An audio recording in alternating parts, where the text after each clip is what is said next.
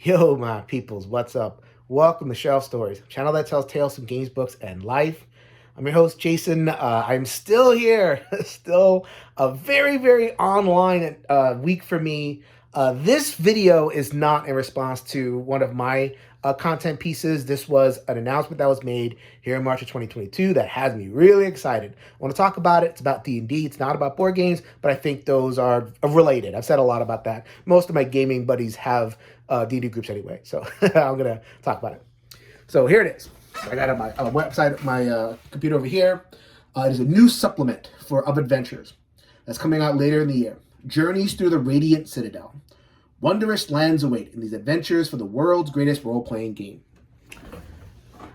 And it is a lore book. It's going to have adventures, and it's going to discuss worlds, and it's like the Citadel that's in the multiverse, and so it connects to different lands, or maybe your home campaign can slide it in there. The idea being that this was a supplement that was written by all Black and Brown writers. And other marginalized groups, LGBTQ, Asian, all that stuff. No white guys, basically, were involved in the writing or editing of the thing. And they didn't advertise it that way because it's exclusionary, but they're trying to do it in a celebratory way. New voices. There's always been talent. There are a lot of RPGs out there besides D&D.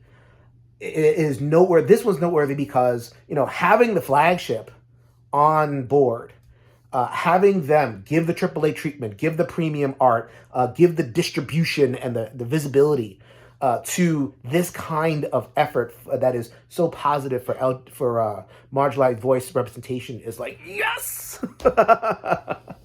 I was so excited. I'm still grinning about it. It's been a couple of days. I'm still excited. Back and forth, a couple of people online, like Eric Lang, and I went back and forth, a couple of people. Great. So then there's the pushback.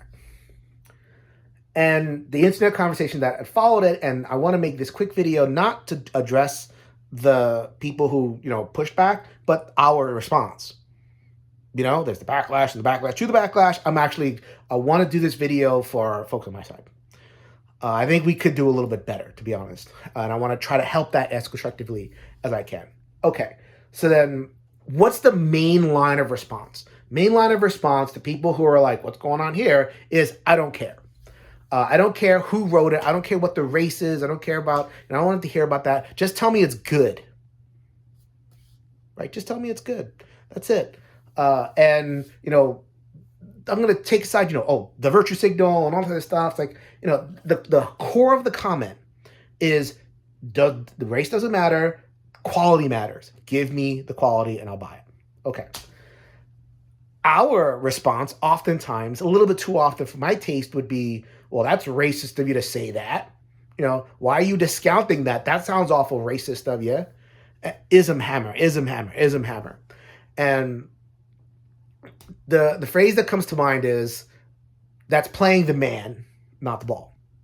If we're playing a sport, you could try to play soccer or something. We try to take the ball away, or we could just push the guy over, and pushing the guy over is a foul. Using the ism hammer for me is a version of playing the man.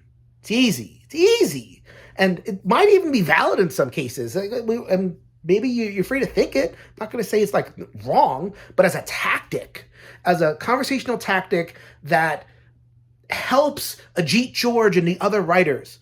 Ajit George put it together, and he's going to be on my show in a couple of months. Looking forward to that. If we want to truly be their allies, if we want to truly, make the change, lay the way for this product to be as successful as possible, the tactic of pointing out, oh, that's a racist thing, I think there's better ways to do it. I think there's ways that we could learn to play the ball and argue better. That does the same thing, and it actually might even do it a little bit better. So what's a better response? All right, so let's break it down. I got two, I think, more constructive paths of counter argument. So number one, the hidden assumption behind the "I just want something good" comment is there's a judgment on us as POC, as marginalized folks, that we want diverse over good. That given the choice, we'll take diverse over good. and that those are like mutually exclusive, and they're understood to be mutually exclusive. And a lot of that is baked into the way that it is announced. I think, not WotC. WotC focused on the thing itself, but, the announcements from other sources, really centered the diversity aspect and the color and the race aspect. They didn't say, okay, get excited about this adventure or get excited about this, quality product. But for that voice, when they see that lead, they assume that it's not going to be that good. That's not going to be as good as what came before, that it is going to be, diverse and for these people, right? And, my adventuring is not going to be as good as before because they're focusing more on race than on quality. And call that out. You don't have to use the racist button to call that out. You can even do it in a questioning phrase. Say, why do you assume that just because they lead with the diversity stuff that it's not good? Why do you assume that we don't want quality too? You put it in there. You put it in there that, we want diverse and not good. You put it in there that we only want diverse representation. You put it in there that we don't want it good too. So point that out and, point out the fallacy of that hidden assumption. That's number one. Number two is focus and deconstruct the idea of quality. What is quality? I mean, as if quality is just one thing and quality is on one scale. Either it's better or it's worse. And that's another hidden assumption there, and deconstruct that too. And the way I do it, not everybody has to do it like me, but I think of it in terms of food. So you go to a restaurant, I'm in the Northeast. Let's say I go to a restaurant in the Northeast and order a burger. And, I get a burger and it's quality and it's a good burger. Sometimes I want a different burger. Sometimes I want a different perspective. I want a Cajun burger. I want a Kansas City burger, which I'm going to get a lot of barbecue sauce on that. Or I want something from the plains, Montana and such. Give me some game meat, elk and, buffalo. Or, I want a California burger, which is going to be, had vegetables and avocado and all this other stuff. Local things give me different flavors and they can all be quality. And so I could extend that argument beyond food to the chefs.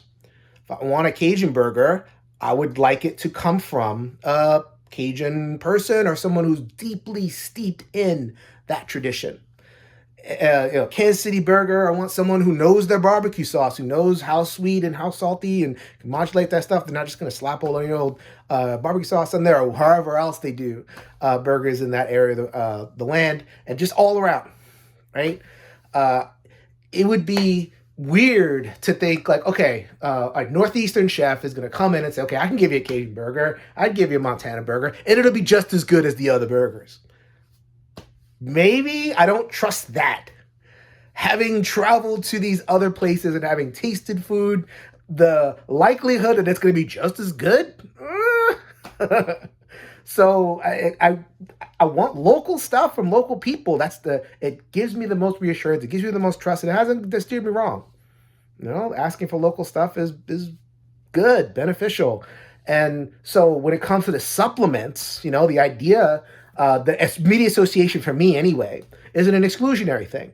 That the different writers from different perspectives are going to bring out a flavorful, authentic version of whatever the setting is. So let's say it's South Asian, Indian, Pakistani, that lore tradition from Hinduism and Islam and Buddhism and whatever is in South Asia. So much adventure comes from that tradition, and I'm going to get a great, deep version of that and not just the Rakshasa, which is what happens when the equivalent of the Northeastern cook makes it. They give you the surface stuff.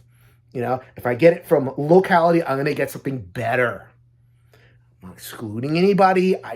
Getting the more flavorful thing should be a good thing, should be what we want. And yet the response when we see, okay, all black and brown, it's they're excluding the white people.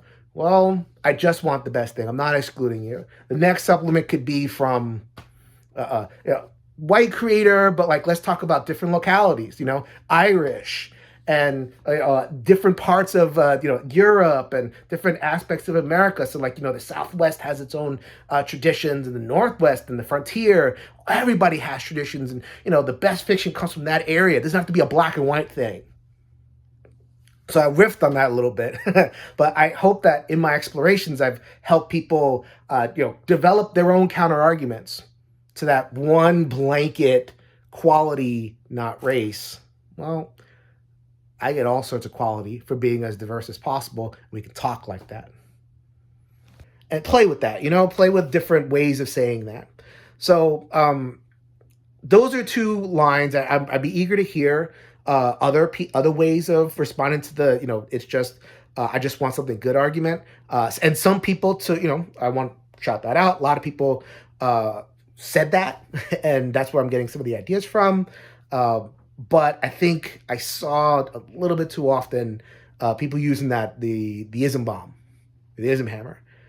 We can get change, people. We can get change without going there. We can push. We can be true ambassadors for the people that are making these supplements by improving our game, improving our argumentation, taking the high road, playing the ball and not ball carrier. If you can change your mind, you can change the world, people. So until next time, later, everybody.